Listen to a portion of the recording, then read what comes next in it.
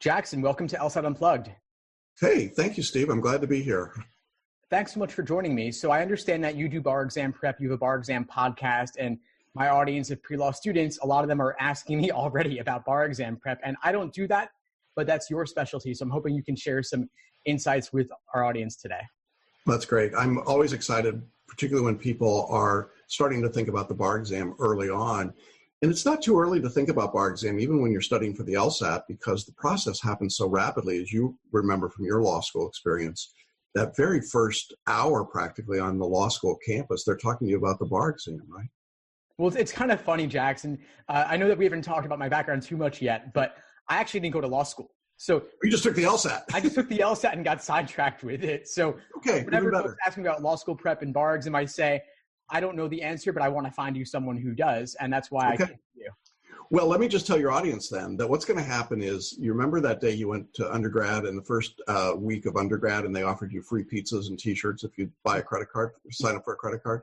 It's kind of the same thing for bar exam. You're going to show up at your law school campus and they're going to say, hey, you need to sign up for a bar review. And you don't even know what the bar is yet. And there are a couple of big companies that we call the big box bar reviews. That's because they just give you a big box and leave you on your own.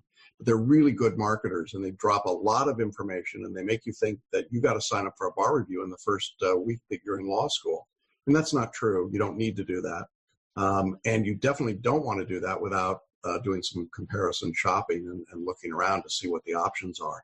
So in the same way that I think someone that's thinking of preparing for law school and taking the LSAT probably wants to look at some options in terms of how to study. And I think for your audience, Steve, if they've already used an online home study course, they ought to consider an online home study bar review because it follows the same kind of continuity and pattern in the way that you study and approach. So I think there's a natural flow that happens there.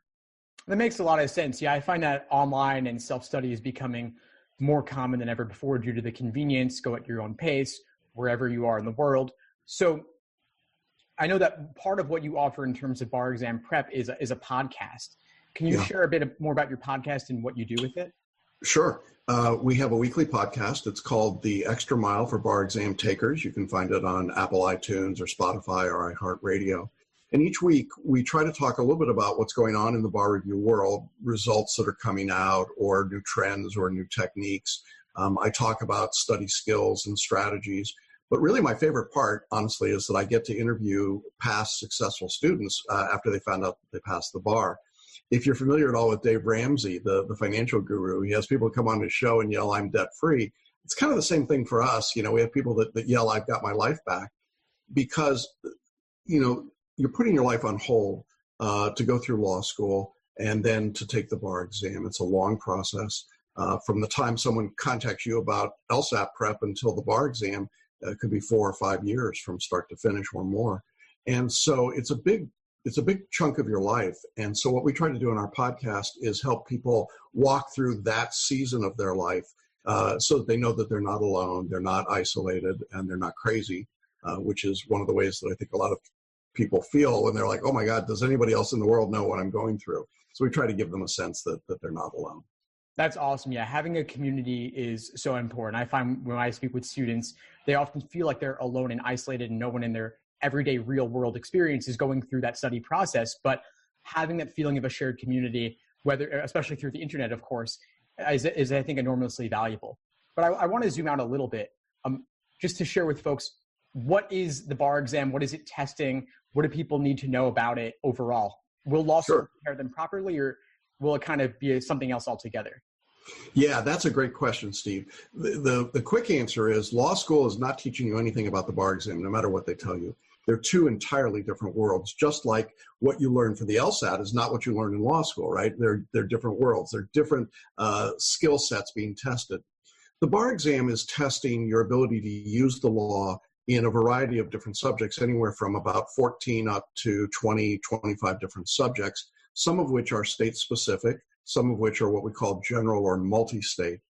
Now, every state in the U.S. has its own system for the bar exam, and it consists of typically 1 or 2 days of state-specific testing, and then 1 day of a general test called the multi-state bar exam. The multi-state bar exam is a 200-question multiple-choice test that covers 7 broad topics, things like tort law, contracts, property, constitutional law, and so on. And it is a very difficult test, and it comprises typically anywhere from a third to a half of your score on the overall exam. The state day of the exam, and it differs depending on what state you're in, but typically there are some essay questions. There may be some multiple-choice questions for that state. There may be something called a performance test, which is really nothing other than just a practical writing assignment that an attorney might do in real life. But all of this is done under time conditions. It's all done with the book closed. And so one of the myths about the bar exam is that somehow you have to memorize and recite rules to pass. Well, that may be more like what happens in law school, but in the bar exam, that's not what they're testing. They're really interested in your ability to use the law as you understand it and to apply it in a reasonable, thoughtful way, which is why there's such a tight correlation, interestingly enough, between LSAT scores and bar scores. It's not what happens in the middle in law school, but what happens is that, as you well know, someone who does well on the LSAT that has good relationship and reasoning skills, that can do logic games, that can do analytics, that has good vocabulary, those skills are exactly the skills that you're going to apply on the other side at the bar exam with a base of knowledge that you've acquired over a period of time, and of course that a good bar review supplements.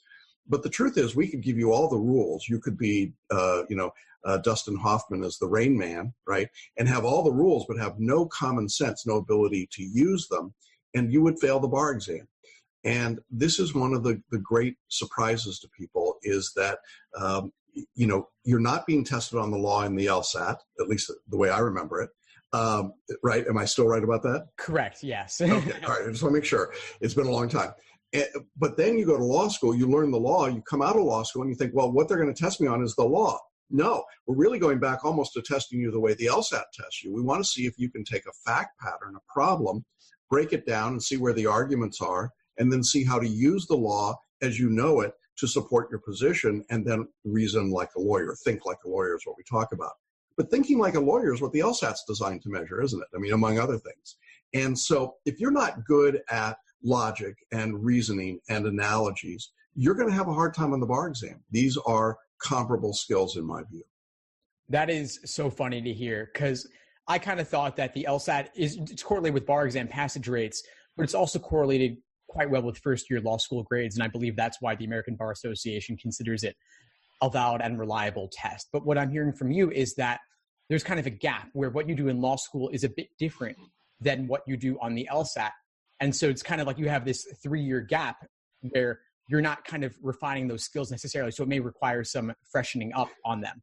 Yeah, my view has always been that someone who does well on the LSAT is going to be a high achiever, first of all. Secondly, they're going to have really good verbal skills. Third, they're almost always going to have good rational, logical thinking skills. Those skills will do very well for you in a first-year law school environment in which you're called on to recite and you're asked to write basic essay questions at the end of a final. Those things are pretty transferable skills. When you get into your second, third year of law school, when you're doing more law work and less just pure learning the law, your LSAT skills are valuable. If you did well in the LSAT, you're going to do pretty well in law school. But if you did poorly on the LSAT, you're going to struggle in those second and third years of law school because you may have a deficit in your ability to reason, or in your ability to do logic, or in your ability to analogize. And those things are going to make it very difficult to be successful outside of pure rote memorization. And so we sometimes see, I think there is a strong correlation between an LSAT score and a first-year law school score. But if you actually watch in the second and third year, the correlation drops off pretty dramatically. And I think this is why. And then we come back around to the bar exam, and the correlation comes back again pretty strongly. Now, I don't ask my bar students what were your LSAT scores. Most of them can't remember. It's an interesting phenomenon. We live for that LSAT score, and then I don't remember what it was, right? But if you did well on the LSAT, such that you had choices of law schools and you could do, you were above, a minimum passing score, you are bright enough, you're smart enough to pass the bar exam. But you have to use a lot of those LSAT skills on the bar exam. But it was so long ago that a lot of people forget that they learned how to do those things. And so we have to reteach them. right? We have to teach them again how to analogize. If this problem looks like this, if I change the facts, does it still work, right? Do those problems still apply in this new fact pattern? It's pure analogy. Or I've got a logic problem, X, Y, and Z happen. What's the outcome of that, right? And it's like, whoa, So I like it when someone's done well on the LSAT. It tells me that they're a good student, but it also tells me that they've got the requisite skill set that we can build on for the bar.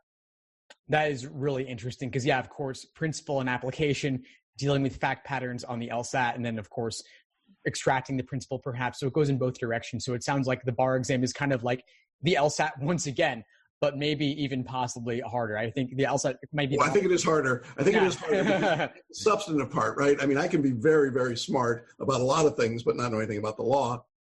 I'm going to have trouble on the bar. Smart people are going to do well on the LSAT. I mean, let's face it. If you did well in your ACTs and your SATs, if you're a talented, capable student, with preparation, with a course like yours, you should do well on the LSAT. I think that's a given. I think the more interesting question for me as a teacher, and I don't know how you feel about this, Steve, but I'm always a little more interested in the person that's not the superstar, but more in the middle of the pack, who has the potential to do well, but hasn't found a way to capture that potential yet, to really take it and understand what's going on. And so for us in the bar exam, and I suspect this is true for you as well, one of the things we want to do is to try and help that student understand what skill is being tested. If you understand the skill that's being tested, if you can deconstruct the test, you have a much better opportunity then to deliver the skill set that the tester is looking for, right? So if I memorize a lot of rules and go to the LSAT, it doesn't do me any good. I can memorize a lot of logic rules, but it doesn't do me any good until I apply them. In the same way, if I memorize a lot of law in the bar exam but don't know how to apply it, I'm going to have a problem. So the interesting piece is, how do you deconstruct a test in order to make it work for the student so that they can say, oh, that's the skill I've got to demonstrate in this part of the exam. Yeah, I would agree with that quite a bit. I think that the LSAT, if someone's a great test taker and great at the multiple choice, then I do think it'll come pretty naturally. But that's maybe 1% of people. I think that most people need some help to figure out exactly which principles they're not getting, which skills they need to hone a bit more. So it sounds like we're of like minds there. I do think there's one thing that's sticking out to me, because the law school, of course, is not multiple choice. The LSAT is multiple choice. And what I gathered from you is that on the bar exam, part of it's written and part of it's multiple choice. Is that correct? Right. Yes, that's right. And so anywhere from a third to a half of your score typically will be in multiple choice. So one of the things that I hear a lot, and we'll get to your, I'm sure you got a question here, but sorry, this is just what happens when you're used to being the host of your own podcast. But one of the things that happens is that I hear from people who say, I'm not a good multiple choice test taker. And often when I ask them what the basis of that belief is, they'll say two things to me. They'll say, I didn't do well in law school on multiple choice tests, but then they'll often say, I didn't do well on the LSAT. And I find that really interesting, because by definition, you did well enough on the LSAT to get into a law school, and you did well enough in law school to graduate. Therefore, definitionally, you're not bad at multiple choice. You're just not, in comparison to other people or to where you think you should be, you're not good enough. But that doesn't mean you're a bad multiple choice test taker. And I find that people talk themselves into this hypnotic trance about things like this, right? I'm no good at, fill in the blank. And then we convince ourselves of that. And so if I say to myself all day, every day, I'm not a good multiple choice test taker, well, I'm probably not going to be a good multiple choice test taker, because I've convinced myself that that's just a skill I don't have. And yet you and I both know it is a teachable and learnable skill. That's a very good point. Yeah, I'm glad you brought that up, because the thing about multiple choice is that whatever your previous experience is, it doesn't define you. You can learn and you can improve. So I think kind of what you want to do as a student, as a test taker, is you want to externalize that and say it's not some innate unchangeable quality within yourself. You know, especially the LSAT, the bar exam, you're up against a very difficult cohort of people. You know, you could be 95th percentile on the SAT, but then drop to 70th or 50th percentile on the LSAT because you're up against a more competitive pool. Yeah, exactly. And so we tend to play the measurement game, right? You know, I look around and think, well, you know, pretty smart. Now, I thought I was pretty smart as an undergraduate. I got to law school at Georgetown, and I was an older student. I mean, not old, but older. And so I found the other 5 older students in my group of 600 classmates. And, we're sitting around looking at each other a first day or so, and so, okay, what did you do before you came here? Well, one guy says, well, I was the backup in the backup band for Billy Joel's latest world tour.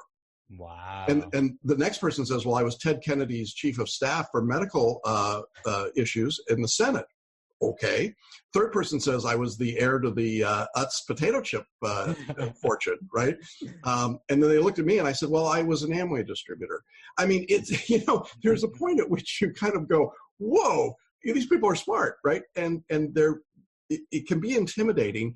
And I think sometimes we get this great sense of confidence. We get a good score in the LSAT, we get to law school, and then we look around at all these smart people and go, holy cow, the whole room was smart. And then we start thinking, maybe I'm not so smart. Maybe I'm not so good. And by the time I get you 3-4 years later, you've been so beaten up by law school. And, there are fewer sadistic law professors today than there were when I went to school. But there's still enough of them out there that I get students who are really literally PTSD. They're shell-shocked by the experience. And they start believing they're not good at something like multiple choice test taking. So our approach to that is to use what we call selective intuition, which simply means that we want to read into your non-conscious brain and into the bigger part of your brain, the information that you need, so that as you're reading a problem, you have an intuitive sense of the answer first. And you move from that intuitive answer down more deeply into selecting the correct answer. That's an inverse approach from the idea of eliminating wrong answers, parsing words, trying to figure out rules and memorize substantive law. But what happens is that when people use this idea of selective intuition, they're more accurate. They're better tuned in to what the exam is doing, and they're not tripped up by the things that might stop us otherwise when we're trying to parse too closely. That's a really interesting idea. Or are you able to give some general example where we might imagine this being applied? Yeah, if we've got a contracts problem and we're given a fact pattern, which is the structure, and then we're given 4 answer choices. As we're reading through the fact pattern, we probably first have a sense of whether or not the plaintiff or the defendant is going to prevail given the fact pattern, right? Bob contracts with Sally to build a house, and Bob completes, most of the house, but he doesn't put the paint on the final room of the house. Sally sues him for failure to complete the contract. Who wins and why, right? Well, as I'm thinking about that, my intuition tells me, look, he pretty much did most of the house, but he didn't complete it, right? But it's not a huge thing he didn't do. So I'm pretty sure that Sally's not going to win in terms of not having to pay for the house. So now I'm looking for something that says, either Sally wins but doesn't get everything, or Bob wins because he substantially performed. And as I begin to look through the answer choices, if I see something that matches that in general terms, then I go right to that answer and I mark that and move on. If I don't see any of those choices there, if that's no choice there that looks like that, then I've got to rethink the problem because my context is wrong.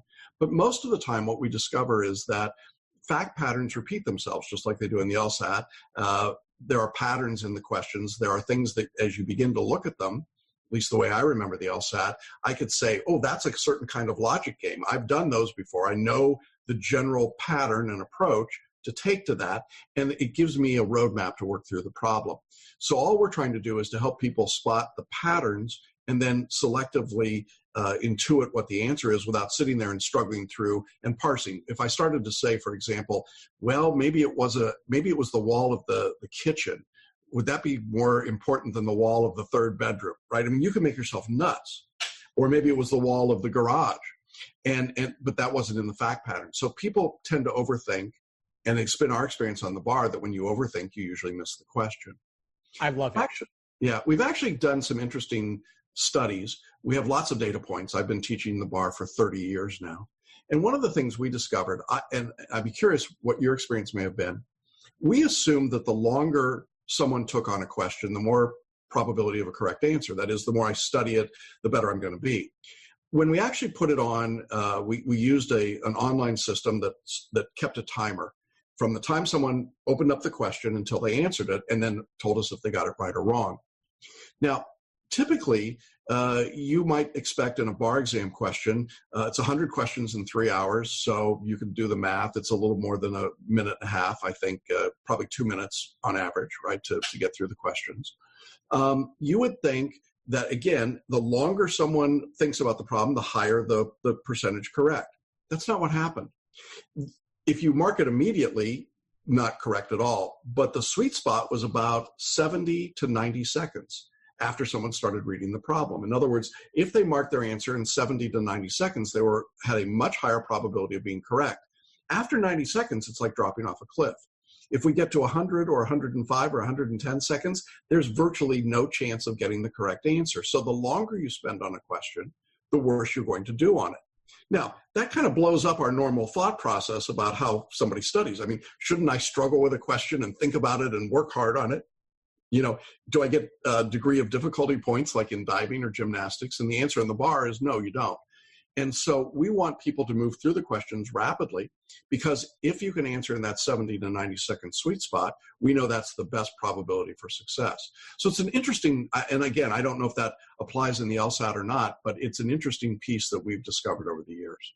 That is fascinating. And I can definitely relate to that in some way. The timing isn't quite the same on the LSAT per question, but I have noticed, of course, that if someone isn't making headway on a logical reasoning question, for example, after 2 to 3 minutes, it may be best to flag that question and move on and hope to come back to it later.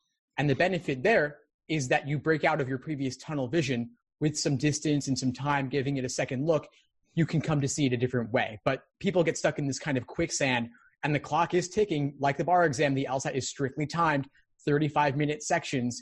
And so you can't really afford to throw minute after minute after minute into a question when that may lead you to not get future questions later. Yeah, I love that concept of tunnel vision. You know, a lot of times on the bar, you go on to something else and suddenly it pops into your brain, you know, oh, that's what I want. That's what counts. I think we can, you know, I just got a new computer yesterday because my old computer after 6 years gave up on me, but the spinning wheel of death, you know, when it's grinding, that really is a great analogy, I think, for what so many test takers do. They grind on a question, they start to fixate on it, and then, you know, they can't let go of it, right? It's like, oh, I got to work on that one. No, don't do that. When you're done with that question, even if you've marked it to come back later, you got to let go of it and move on. Your brain will actually give you an answer if you let it. But beyond that is the longer you fixate on that, the less attention you're drawing to the next question you got to deal with. And so we see this sort of long tail of poor performance after a bad question. That's why people tend to miss questions in chunks. They have a bad question, they get a wrong answer, and then they start worrying and fixating about it, and it distracts them through the next 2 or 3 questions. And that's a really dangerous problem that you want to be aware of. Yeah, it's a mental game. It's nothing more than a mental game where you feel discouraged and you feel like, oh, I got this question wrong and I got that other question wrong a section or two ago. My score is tanking, but it tanks because you get so wrapped up in the few questions you've gotten wrong. Like on the LSAT, you can get 10 wrong and still get a 170. And the bar exam is just pass-fail, right? Well, it's pass-fail, but there's a numerical score. But you can miss a lot of questions and still pass. And, I liken it to the concept of a football player. They say a defensive football player, a safety or a cornerback, has to have a short memory. You know, you may get burned for a touchdown. You can't worry about that. You got to get back out on the field and keep playing. And I think there's a certain truth to that in high-stakes testing. You're not going to succeed on every part of every question of every exam. So you need to be willing to let go of the things that aren't in your wheelhouse. And if that's not your strength, don't worry about it. Do the best you can and move on. But don't keep looking backwards to say, oh, what about that? Or that's killed me. You know, it's so frustrating when I talk to students who say, well, something happened to me early on in the exam. I mean, we're talking about a 2 or 3 day test in the bar, and they'll let something from the morning of the first day still be impacting them on the afternoon of the second or third day. Well, that's disastrous. And so you really have to do a complete, Eternal Sunshine of the Spotless Mind. Is that what it was? Eternal Sunshine. Yeah. You remember Jim Carrey, wasn't it? Right? The movie where they wiped the memory. Yeah. Yeah, you got to wipe your memory. You just got to go, okay, it's done, whatever that was, and keep moving. Otherwise, you are dooming yourself, at least in my experience. That is definitely true of the LSAT as well. One other thing I wanted to circle back to, Jackson, is that idea of selective intuition, where, because there is something very similar that we talk about with the LSAT, which is the idea of pre-phrasing or predicting the correct answer after you read the logical reasoning stimulus before you move on to the answer choices. And I think one reason this may work is because a lot of times you know where they're going, but the wording of the answer choices could throw you off. So don't use the answer choices to supply you with the wording or the articulation, because obviously the test makers don't want to phrase it in the simplest way, right?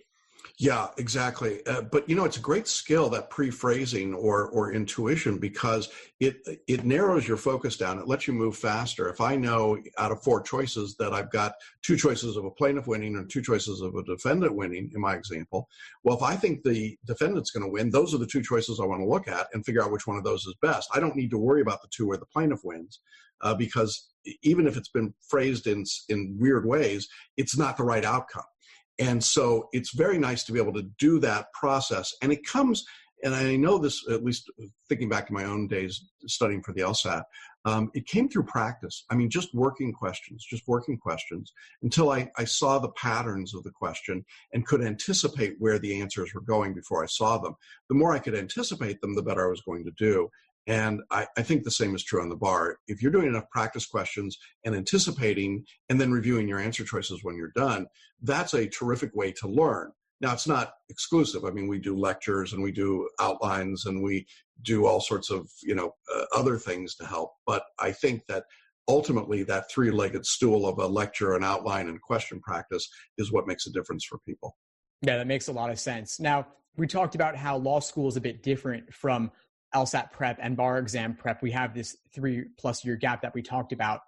For those who are starting law school this fall or next fall, what might they want to do over the course of law school to set themselves up for success on the bar exam? That's a great question, Steve. First of all, one of the myths is that you should take classes specifically for the bar exam. Don't do that. If you're not interested in secure transactions, don't give up a semester of your life, hours that you will never get back in your life to learn that subject. You don't need it. We'll teach it to you in the bar review in a matter of hours, because we're not going as deeply in the weeds. We don't have to teach you everything that you need to know about that subject if you were going to practice it. So don't pick your classes based on the bar exam. I think that's one thing for sure. A second thing in my experience is learn how to be a good writer. Take writing classes, get into clinics, get into situations and circumstances in your upper years, 2nd, 3rd, 4th year, where you're writing a lot of papers. Not taking tests, but writing papers. The better writer that you are, the better you're going to do on the bar exam. There's no substitute for good writing, wherever the subject is or whatever the subject is. Good writing is going to be clear. It's going to be straightforward. It's going to make sense. It's going to be organized. It's going to be logical. And that will be true no matter what. And those skills are invaluable when it comes time for the bar exam. One of the questions that people will ask me is, when should I start studying for the bar? And the answer is, you can get your bar review materials at any time you're in law school, but they're going to make more sense to you after your first year of law school, because typically the first year of law school curriculum includes many of the subjects that are on most bar exams, and certainly the multi-state. But it doesn't cover everything that's on the bar. So it's nice to get some of that under your belt to get the pressure of the first year of law school out without adding on extra things to do. The old saying was, the first year of law school, they scare you to death, and the second year they work you to death, and the 3rd year they bore you to death. There's truth in that. The first year is so terrifying for most people, at least the way I remember law school, that adding on bar review study, I think, is just unnecessary trauma. You don't need it. In the 2nd year of law school, you are typically working hard. You're interviewing, you're getting into classes that maybe are more interesting to you, you're doing more intensive work. And you may find it helpful to have some bar review materials if they coalesce around some of the subjects that you're taking or some of the in-depth material that you're doing, but they're not critical at all. In your 3rd year, as you start your 3rd year of law school, if you're in a 3-year program, that's a pretty good time to begin to look at a bar review. because now in your third year, it is more leisurely. Typically, you've got a better idea of what you're doing. You know what jurisdiction you're going to take. I mean, for people at national law schools, this is not everybody's problem. I understand this is a first world problem. But if you're at a nationally ranked law school, you probably don't know what state bar you're going to be sitting for. It's going to depend on your job prospects. So if you're at a Georgetown or a UVA or Harvard or Yale or Stanford or Michigan, you may not know where you're going to go. And there's no point in buying a bar review when you don't know what state you're going to be in. Sounds crazy, but true. And so waiting till the third year actually makes some sense at that point, and then getting started with it. Now, let's say you're at a school like Cooley, which is a very low-performing school. I suspect you don't have a lot of your students that go there because they've got better LSAT scores. But if you ended up at Cooley, that's okay. It's a perfectly fine law school. And now you're going to have all of these bar classes that the law school makes you take because the law school's got to get a certain bar pass rate. So the final piece of advice I've got is if you have to take one of these bar classes to graduate, go ahead and take it, but hold your nose all the way through it. In other words, it's about as useful to you as some of those LSAT courses that are out there that tell you, things that you and I both know aren't true about how to study and prepare. There are certain ways that work, and then there are ways that don't work very well at all. Most of the law schools that teach the bar exam have absolutely no idea how to teach bar exam at all. It's not what they do. It's not their skill set. And so they end up giving people bad information that we have to unlearn or reteach them when they get out. They simply repeat what they've been doing in law school because that's been the mythology of the bar exam handed down over the years. So don't get sucked into those things. Don't follow the crowd. Make your own decisions. Start early. We like to see students starting anywhere from 6 months to a year before the bar exam, studying about 10 hours a week. That, in our mind, is the best pattern. Can you study in a shorter period of time? Sure. But it works better to do little bits of pieces of information over time. We call that stepped or spaced repetition rather than trying to cram. So that's a really long answer to your question, but those are the things that jump out at me. Well, that makes a lot of sense. And this idea of spaced repetition, that's supported by the data. I've come across that idea as well. It really does work. And part of it is the repetition, but part of it's also the spacing, the time, not saving it all to the last minute, not cramming. Yeah, I had the pleasure of working with Howard Gardner, who's the creator of the multiple intelligences approach to education. He was part of Harvard's Project Zero that we collaborated with here in the town of Celebration, Florida, right outside of Disney World. And we were I was on the faculty and worked with Howard and others in taking best practices in education. This was 20 plus years ago. And Howard back then was talking about this idea of spaced repetition. He said, if you think about how children learn, they learn through repetition, not through memorization. But he said, there's an interesting thing. It's the spacing of the repetition. It's the ability to take information, set it aside for a while, then bring it back and then add a new piece to it, then take it away, bring it back, add a new piece. So you're creating a stair step as you go along. And his approach, his theory back then, which I think now is pretty well established as being the norm, is that the most effective way to know something is to be able to incorporate it, integrate it, internalize it, and then bring it back and add a new skill. So if someone's going through the LSAT and they learn some of the basic building blocks of logic games, for example, you get those, you take them away for a little while, bring them back, and then add another skill. You start to have real mastery instead of, here's 100 concepts, let me just drop them all on you at once, and you memorize them and then try to figure out how to use them. It doesn't work very well. Exactly. You build and layer step by step, but you do still come back to things every now and then so you don't get rusty. Yeah. So, I think that there's this sort of sense of learning over time, learning in small pieces, bit by bit by bit. And I think if you've learned how to take an exam like the LSAT, which I always believed was a teachable exam. I had people when I took the LSAT who said, well, it's an intelligence test. There's no way you can improve your score. It's like, oh, that's crazy. Of course you can improve your score. Learn what the test is, you can do better. You've proven that over the years with your course. And when people do that, they begin to realize that they can learn. They are teachable. And so if you if you remember that you're teachable, that you learned a whole set of skills for the LSAT, which most of people then immediately forget, which is to their detriment, I think. But if you've learned those skills, then you learn some more skills in law school about the law, and then you're going to learn some more skills about the bar exam, which is a preparation to actually practice law. And when you get to the actual practice of law, you're going to learn a whole bunch of other skills that you never heard about before. So, it's a constant lifelong learning process. And I think that if we treat that as a lifelong process instead of a one-off event, we're going to be more successful. Students will be more successful, and frankly, they're going to be more satisfied with the result. Perfect. I love it. And I think that's a great place for us to end our discussion right now. Before we sign off, Jackson, would you mind just sharing with folks the best way to get in touch with you, best way to listen to the podcast that you've got? Sure. Thanks for asking. You can find us at celebrationbarreview.com. And on the site, we've got links to the podcast. We do our podcast as video and audio, so you can get us on Apple iTunes. Again, it's the Extra Mile podcast for bar exam takers. Just search there and you'll find us. And we come out every week with a podcast episode. But we also have our archives on our website, along with all of the show notes and all of that information. And you can always reach me at jackson@celebrationbarreview.com. So a couple different ways to do that. And I think, just to be fair here, because we're probably going to end up, I love the conversation we've had. Thank you.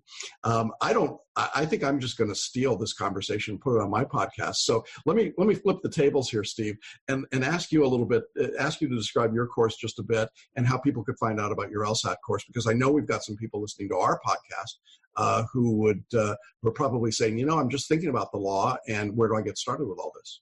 Perfect, Jackson. I really appreciate that. So my name is Steve Schwartz. I run the LSAT blog. I've been coaching the LSAT for over 10 years. The LSAT blog is kind of the culmination of all my writing on everything related to LSAT and law school admissions. More recently, I've started the LSAT Unplugged YouTube channel and podcast. You can find the YouTube channel at youtube.com/LSAT blog. And you can find the LSAT Unplugged podcast on iTunes, Spotify, Google Play, and pretty much everywhere else. Perfect. And we'll link to those in our show notes so that people can find us. I had the pleasure of doing some reading into your blog and looking at some of your material. And I just want to say, I think it's super material. I think that you've taken a really great approach to the science of learning, the process of learning. It's one of the reasons I wanted to talk to you today, because there's a difference between just memorize these 25 rules, of LSAT and really, and somebody that really breaks it down. And I think you do a terrific job of doing that. And I'm sure that that's rewarding for you to watch people raise their scores as dramatically as it appears that they do. It is, Jackson. Thank you for saying that. And by the way, I love what you've done with the bar exam prep. I think the bar exam podcast, Extra Mile, is such a great resource because you're just putting it out there. People can binge listen if they want to. And so I think that a lot of the folks on my end are definitely going to want to start listening to your resources and kind of dipping their toes in the bar exam prep waters. Yeah, it's fun stuff. And, Steve, if you ever get crazy and decide to go to law school, let me know, Actually hook me up, right? But you may have taken the wiser approach all the way around. It's fun, isn't it, to be a teacher? It's such a different experience. It really is, honestly. There's nothing else like it. Just watching students have those transformations. It's what keeps me going on this, honestly. Yeah, I think it's terrific. I wish you'd been around when I was taking the LSAT, but you'd be much older now. Yeah. Well, if I ever do pursue law school in the bar exam, I'll definitely hit you up. And I'm already listening to the podcast anyway, just to get a taste of what it's like. But I'll definitely want to do more. Well, great. Well, thank you very much. I love being a guest on your show. And, as I say, I'll steal this and put it on my show. Perfect. Awesome. Well, Jackson, again, thank you again for taking the time and sharing your advice on bar exam prep and law school with my audience. And looking forward to connecting with you again soon. My pleasure. Bye-bye.